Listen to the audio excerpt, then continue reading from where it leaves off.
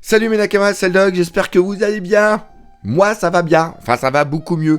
Normalement, il ne devait pas y avoir la critique analyse de ce chapitre 1061. Pourquoi ? Eh bien pour ceux qui ne savent pas pourquoi, qui n'ont pas vu les précédentes vidéos, tout simplement, eh bien je reviens de convention. Hein, par contre pour ceux qui ont ça va être un petit peu chiant, mais je préfère le rappeler quand même. J'ai repris les conventions, c'est-à-dire que les conventions, je pars le vendredi matin aux alentours de 2h du mat et je reviens le lundi aux alentours de 4-5h du mat. Ce qui fait que je ne peux pas faire les réactions live et je ne peux pas faire les critiques analyses. Pourquoi ? Parce que les critiques analyses, ce n'est pas seulement que mettre sa gueule devant la caméra et de vous parler. En amont, il doit y avoir énormément de recherches, analyser, lire plusieurs fois le chapitre, analyser toutes les cases, voir un petit peu les différentes références qu'il peut y avoir, les choix qu'a fait Eiichiro Oda, etc., etc., etc. Donc de ce fait, je me suis dit, mais c'est bien en un sens, pourquoi ? Parce que je vais pouvoir refaire les lives, on va pouvoir reparler un petit peu du chapitre ensemble et ça va être hyper méga cool. Sauf que j'habite dans le trou du cul du monde en zone blanche et la connexion peut être vraiment très très bien à un moment, mais il suffit qu'il y ait des nuages, de la pluie, et comme je suis en Normandie, les nuages et la pluie, il y en a plein, et bien la connexion tout simplement a une foire, et c'est ce qui s'est passé hier soir. J'ai essayé, j'ai pas pu, j'ai pété les plombs et j'ai dit fuck le chapitre, fuck la critique analyse, j'en ai ras le cul. Sauf que il s'est passé 3 choses. Premièrement, j'ai hyper envie de vous parler de ce chapitre. Donc, il y a une critique analyse, même si elle sort que mardi, tant pis. Il y aura quand même une critique analyse, même si elle fait peu de vues. Le but, c'est vraiment d'en parler avec vous. Deuxièmement, vous avez été tellement nombreux à me laisser des messages de soutien que je me suis dit, mais il faut que je leur fasse la vidéo. Vous avez été mais non le doc, parle-nous de Tintin, parle-nous de toutes les références que tu veux dire 1984, etc., etc.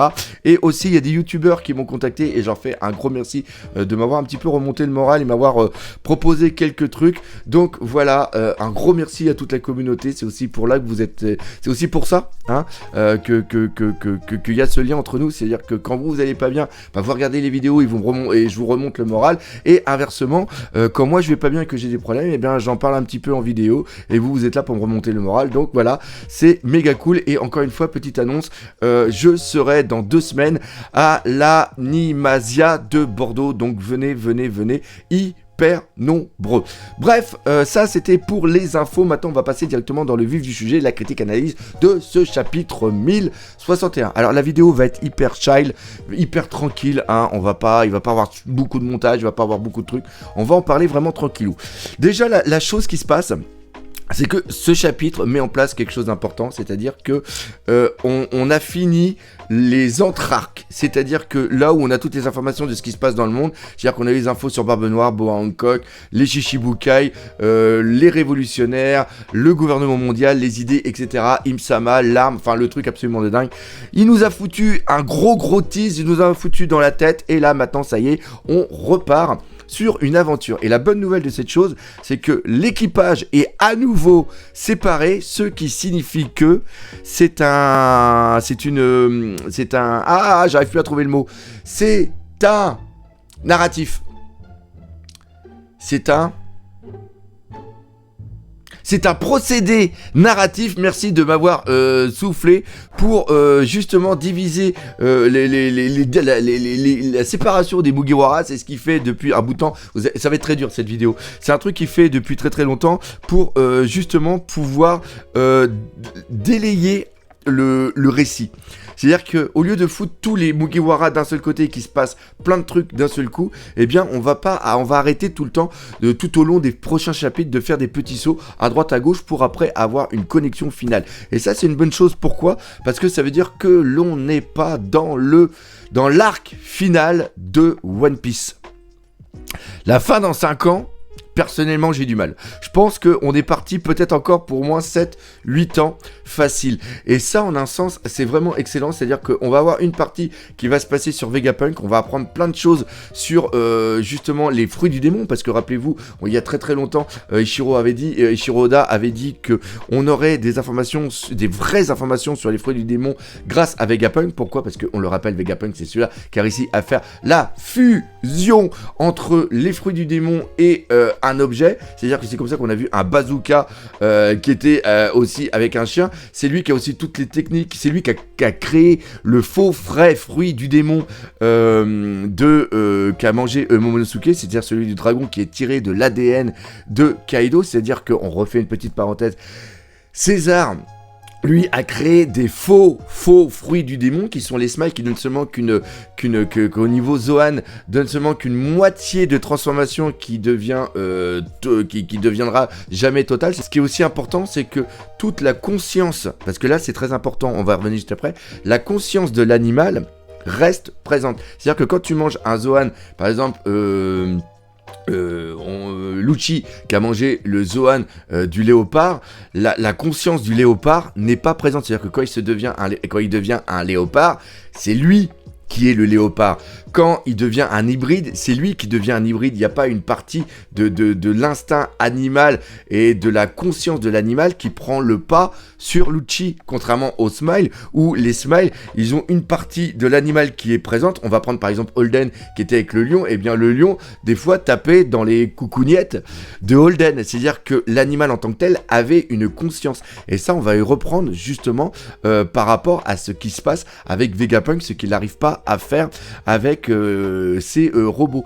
Donc faut vraiment Vegapunk au niveau des fruits du démon, il va nous donner énormément d'informations. Et en un sens, le fait que l'équipage soit séparé, c'est-à-dire qu'on est d'un côté Bonnie, Jinbei, Luffy et Chopper qui soient d'un côté et qui vont peut-être avoir un contact avec la marine, mais carrément de côté ce qu'il y a avec le reste de l'équipage qui va avoir Vegapunk. Il y a Franky qui va avoir le Vegapunk, donc il va avoir des connaissances, il va pouvoir parler des recherches qu'il a fait, de lui, ce qu'il a créé, et peut-être qu'il va avoir des informations. Ça va peut-être aussi permettre de faire vraiment un gros power-up, par exemple du Sunny, en fonction de comment va réagir Vegapunk. On a Robin qui va aussi apprendre plein d'informations. Peut-être que les fruits du démon sont liés au siècle oublié, mais je pense même que les fruits du démon viennent au-delà du siècle oublié. C'est quelque chose qui est peut-être mais même pas originel de la Terre, et qui vient peut-être de la Lune, qui vient peut-être d'une autre race. Donc ça va être super important. Il est vieux de 500 ans, donc il va avoir obligatoirement des connaissances par rapport au monde. C'est-à-dire que si ça a 500 ans de connaissances d'avance sur le monde, c'est peut-être que lui il est déjà présent, et je pense que Vegapunk était aussi présent durant le siècle oublié. Donc par rapport à Robin va autre le fait d'avoir des écrits d'époque qui permettent de savoir ce qui s'est passé durant cette période, parler avec une personne qui, elle, a vécu. C'est pour ça que je regrette qu'il n'y ait pas eu de conversation entre Toki, parce que bien sûr Toki elle est morte il y a 20 ans, mais s'il y avait eu des conversations entre Toki et Robin, ça aurait été quelque chose de vraiment excellent. Donc le choix qu'a fait Ichiro Oda de mettre en place cette séparation des Mugiwara est justement un procédé narratif qui va permettre vraiment sur quelques chapitres de se concentrer sur certains événements et d'autres chapitres de se concentrer sur d'autres événements. Donc ça c'était la partie vraiment au niveau de ce qui était un petit peu l'explication au niveau de l'arrivée de Vegapunk, et surtout la mise en place de ces nouvelles cette nouvelle série d'arcs. Maintenant on va parler de Vegapunk tout de suite, en tant que tel. La personne, parce que je regarde en même temps le chapitre qui est juste là, la personne n'est pas, la fille n'est pas Vegapunk. Ça, c'est sûr et certain. Vegapunk, c'est un vieux, c'est une assistante de Vegapunk. Il y a sûrement plusieurs assistantes, vu qu'on voit qu'il y a un numéro qui est juste là. Et on va parler tout de suite des références. Moi, les références que j'ai, c'est-à-dire que tout de suite, quand j'ai vu la tenue et que j'ai vu l'intérieur du repos, ça me fait penser à deux choses. Ça me fait premièrement penser énormément à Evangelion. Ça, il n'y a aucun souci. Et ça me fait penser aussi énormément à Pacific Rim. Pourquoi ? Parce que Pacific Rim, faut savoir que c'est un film qui a été fait par Guillermo del Toro, qui s'est inspiré justement de tout ce qui est les mechas. Et on peut penser que le requin, par exemple, même si c'est un requin en métal, qui fait penser un petit peu, qui a un hommage au Shark de Tintin. c'est pour ça que je voulais vous parler de Tintin, parce que le Shark qui a fait aussi Frankie est aussi une référence à Tintin. Il y avait une référence sur Tintin au niveau de l'arc Zoo, c'est-à-dire qu'on avait eu la licorne qui était dans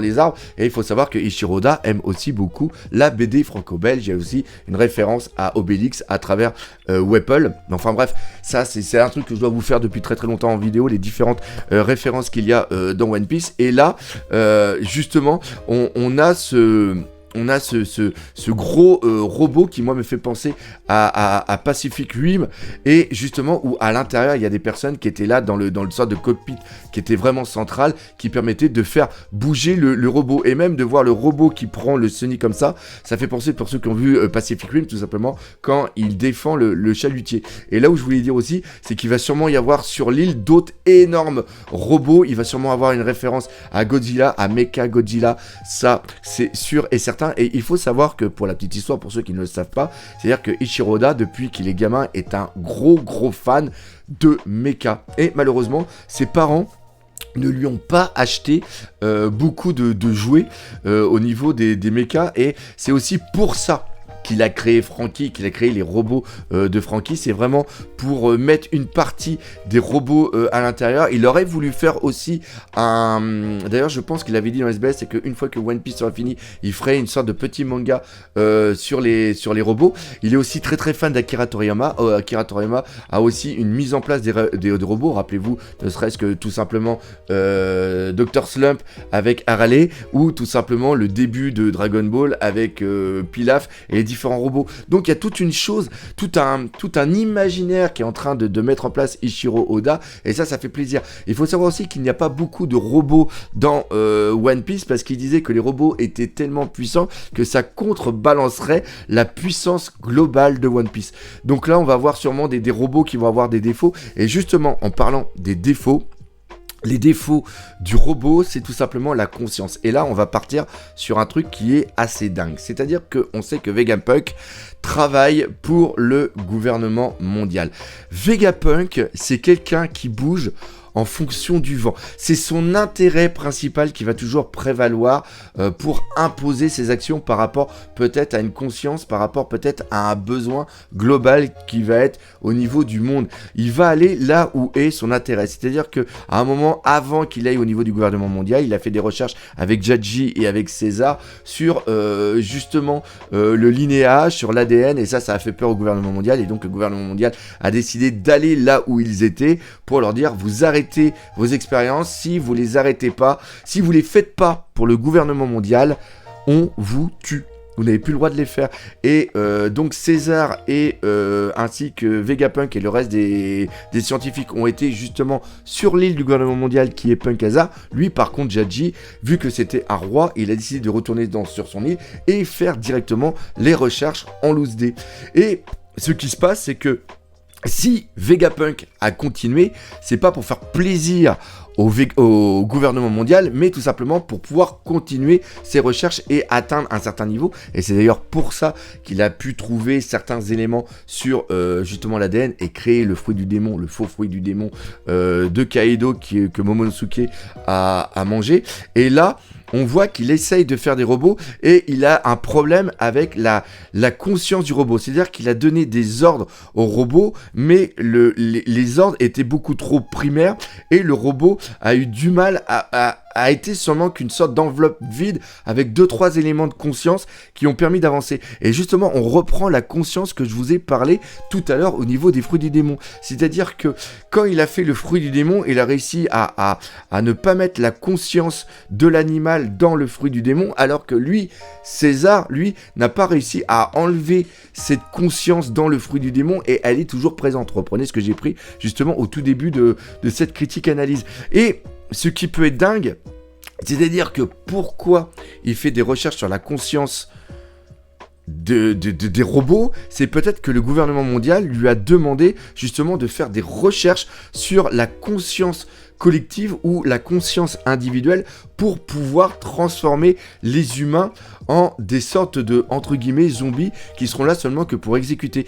Et ou sinon leur donner une vision du monde. Et là on va reprendre carrément 1984 où les hommes par rapport aux informations, par rapport à certaines doctrines sont, sans s'en rendre compte, à travers leur subconscient, sont totalement contrôlés par un Big Brother qui va tout suivre. Et on peut imaginer que c'est cette chose-là que le gouvernement mondial veut mettre en place, c'est-à-dire que enlever, sans qu'ils s'en aperçoivent, le libre arbitre aux populations. Seuls les Tenryubito et seuls les dirigeants des différents pays auront conscience de cela, mais la peuplade, les gueux, tout simplement, ne seront plus conscients de rien. Et justement, 1984 est un livre que je vous conseille énormément de lire et qui est vraiment très très important. C'est-à-dire que là-dedans, c'est-à-dire que être libre, ce n'est pas être libre. C'est-à-dire que quand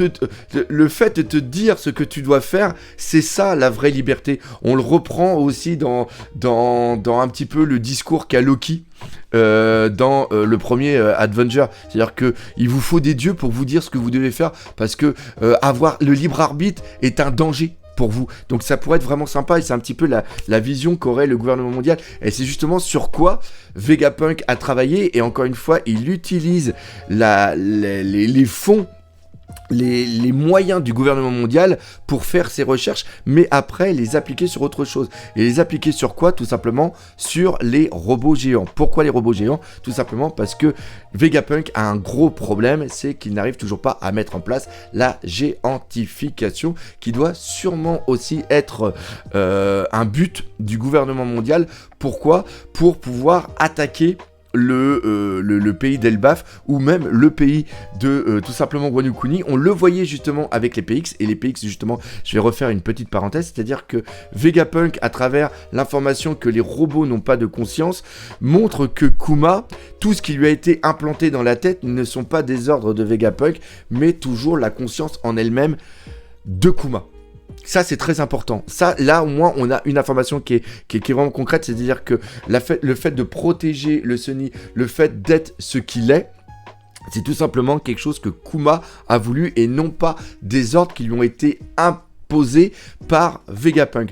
C'est hyper important. Et justement, le fait qu'on ait Kuma après qui va parler à Dragon va peut-être pouvoir nous donner en parallèle des informations sur Vegapunk. Parce que Vegapunk, franchement, j'ai du mal à le sentir.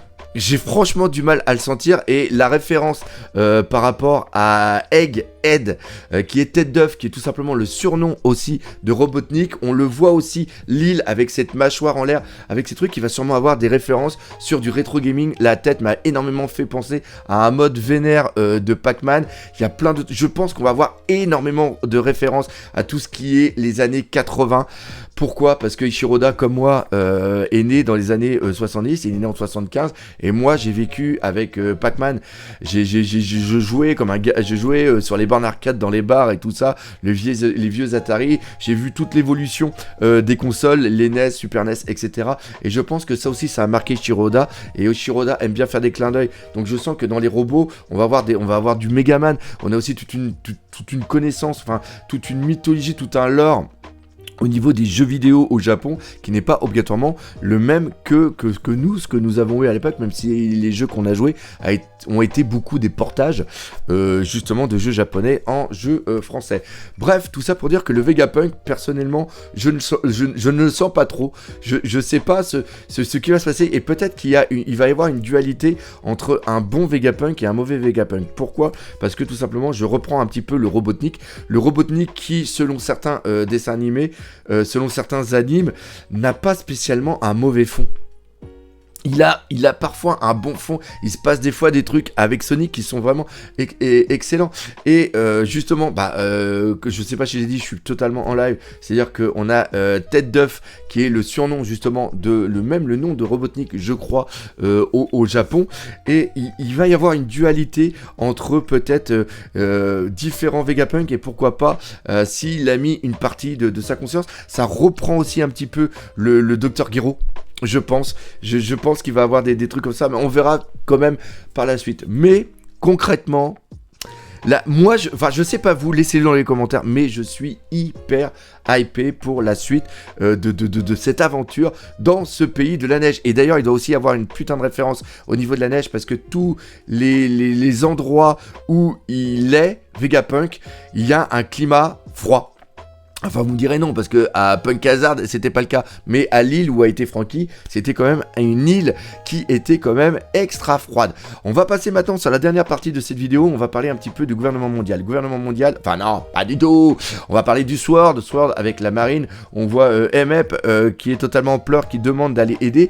L'île des Séraphins est juste à côté, donc le bateau qui a été battre Boa Hancock est peut-être aussi à côté. Le fait qu'il y ait Kobe qui a été pris au niveau de Barbe Blanche va être le lien final de cet arc. Pourquoi ? Parce qu'à un moment, il va avoir l'info et je pense qu'on va avoir une fusion. Ah, décidément, il y a plein de fusions entre le Sword et les Mugiwara. Parce qu'il y a aussi Drake qui va donner certaines informations. Et je pense que c'est ça qui vont aller à la ruche pour aller blaster la gueule de Barbe Noire, parce que je pense qu'il va se passer un truc avec Barbe Noire, et c'est aussi un moyen de remettre en place Aokiji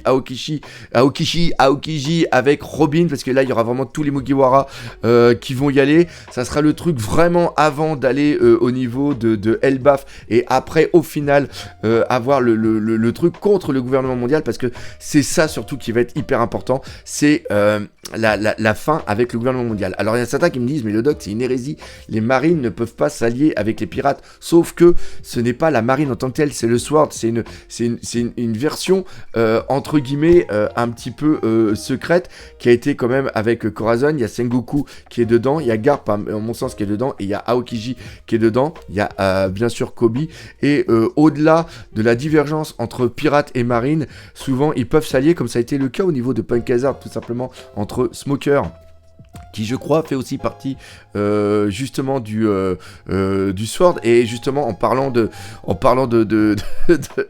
Smoker, on a vu aussi cette géantification, ces géants qui réussissent à rapetisser, ça c'est vraiment bien. On le voit d'ailleurs à la fin du film, j'ai oublié d'en parler, mais à la fin du film Red, on voit plein de personnes, et on voit justement les enfants qui rapetissent, donc ça en un sens c'était vraiment excellent. J'avais complètement oublié d'en parler, et je pense qu'il va y avoir une conversation justement aussi avec Smoke.